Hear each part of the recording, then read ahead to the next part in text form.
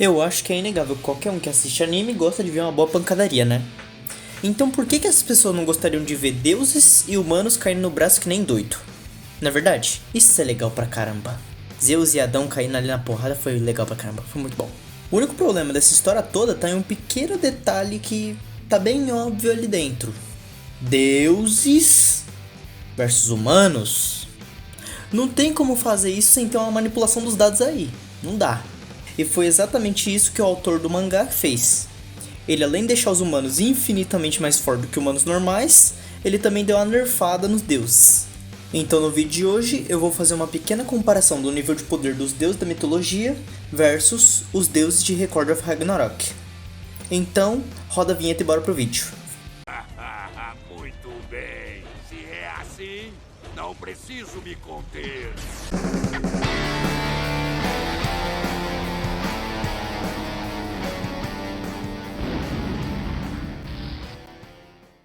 Fala meu povo, tudo bem? Eu sou o Carlos, sejam bem-vindos ao Qual é a História.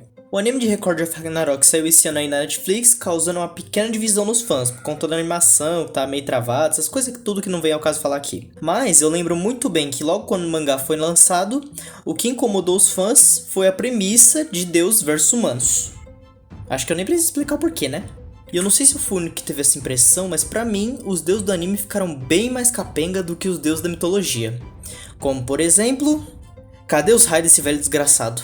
Zeus sem raio é só um velho bêbado, tarado e bombado. Embora eu admito que eu gostei de tiozinho ficou legal. Então hoje eu vou fazer uma pequena comparação dos poderes de cada lado e vou falar aqueles que eu acho que são os maiores feitos dos deuses da mitologia. E aí no final do vídeo vocês podem deixar aqui nos comentários se vocês concordam com o que eu tô dizendo, ou se eu tô ficando loucão e os deuses do anime dariam um pau nos deuses da mitologia. Então chega de enrolação e vamos começar o vídeo. Vamos começar aqui falando do nosso querido deus do litrão, que aqui já tinha voltado a fazer crossfit e tava saradinho de novo. O Thor do anime com certeza ficou muito poderoso, tanto que na minha opinião ele foi o que teve menos dificuldade na sua luta. Ele até tinha os poderes iguais do Thor, como invocar os raios e nunca errar quando arremessasse o martelo. Teve também aquela história de que ele sozinho enfrentou um exército de 66 gigantes de Jotunheim, mas se for comparar com o que o Thor da mitologia já fez, isso pra ele acaba sendo só uma sexta-feira à noite depois dele ter enchido o rabo de cachaça. Então agora aqui eu vou falar alguns dos maiores feitos do Thor da mitologia nórdica. Em uma história onde o Thor e o Loki foram até o reino de Jotunheim, o Thor acabou conhecendo um gigante que se ofereceu para acompanhar eles até o castelo do rei de gigantes, e também para levar a bagagem deles até lá. Mas quando chegou a noite, o gigante decidiu dormir e o Thor foi tentar pegar a comida deles que estava dentro da bolsa do gigante. Então, sem conseguir abrir a bolsa, ele deu uma paulada na cabeça do gigante para tentar acordar ele. Mas o gigante se protegeu com magia e o ataque acabou acertando em uma montanha. E nesse momento, a montanha simplesmente sumiu.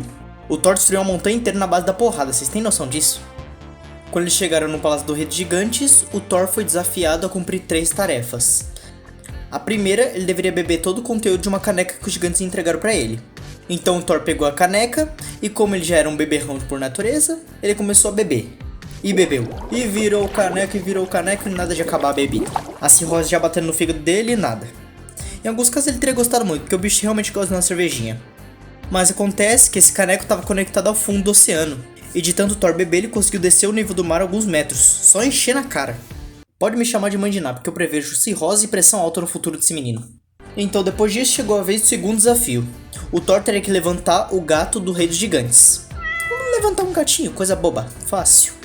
Tá certo que o gato era maior que o Thor, mas por mais força que o Thor fizesse, ele só conseguiu levantar um pouco do gato, que ainda estava conseguindo encostar as patas no chão. Parece que o deus do trovão não consegue pegar um pequeno gatinho no colo, não é mesmo? Mas é aí que está o trambique. Porque na verdade aquilo não era um gato. O Thor na verdade estava levantando a Jormungand, que aceitou ajudar os gigantes para humilhar o Thor pelo fato dele ter pescado ela. E pra quem viu meu vídeo dos monstros marinhos sabe que o bicho é grande, o bicho é parrudo, o bicho é bruto. E só o fato do Thor conseguir levantar ela um pouco do chão já é um grande feito. Afinal, é a serpente que circunda o mundo inteiro.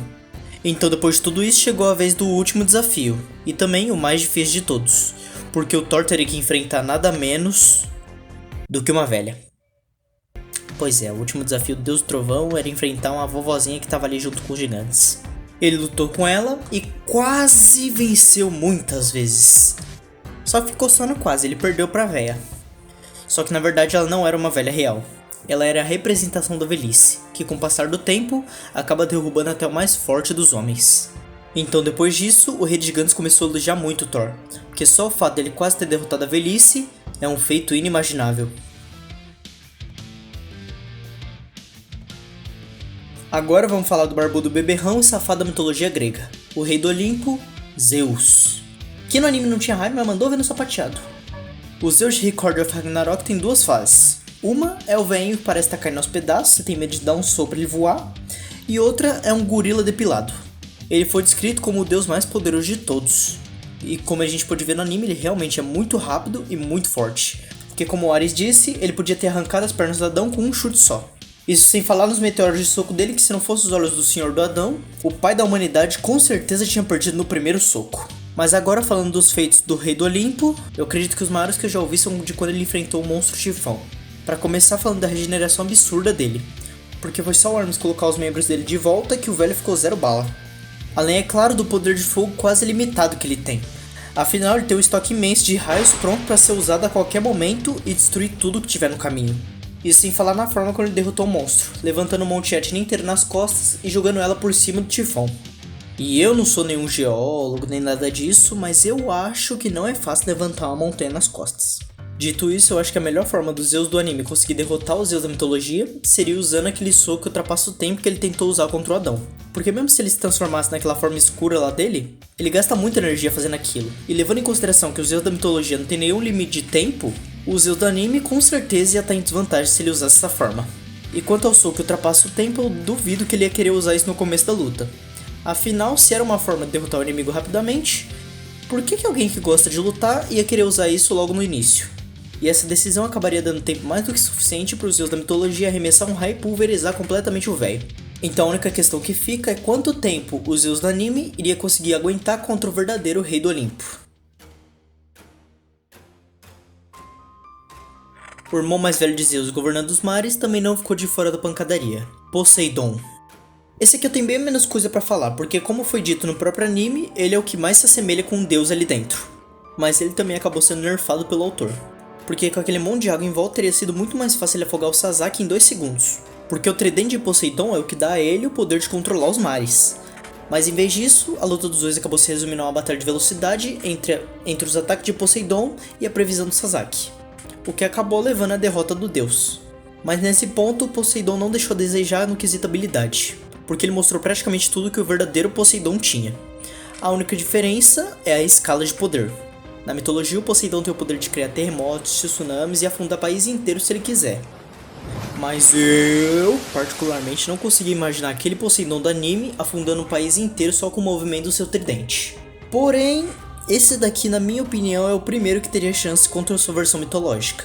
Porque em um combate corpo a corpo, eu acho que ele teria vantagem contra o Poseidon da mitologia graças à sua grande velocidade. Afinal, ele conseguiu criar um domo inteiro só atacando o Sasaki de todas as direções. Mas em uma batalha de puro poder, eu não consigo imaginar ele derrotando o deus dos mares.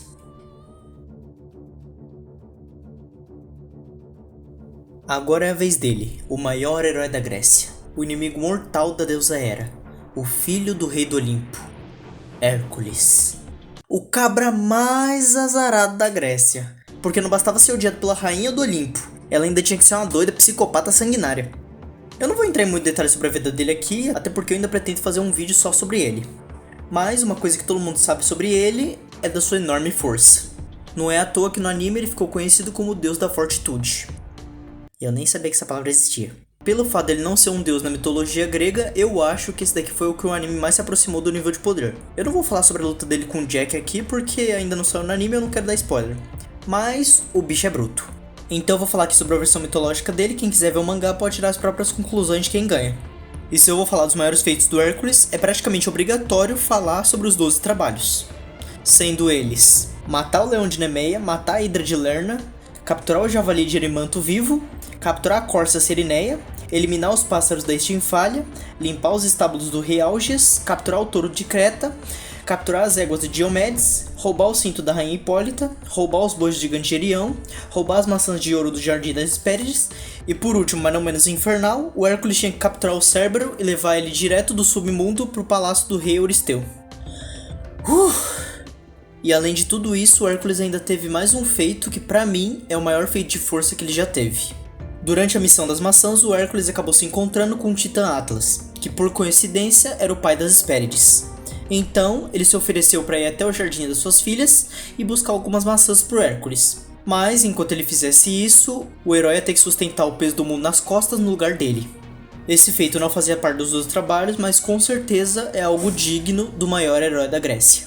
Mas agora eu deixo o veredito final pra vocês. Coloque aqui nos comentários se vocês concordam com tudo isso que eu disse, ou se na verdade tudo isso é doideira minha e o Mestre Kami 2021 desceria o cacete no cabeça de nuvem.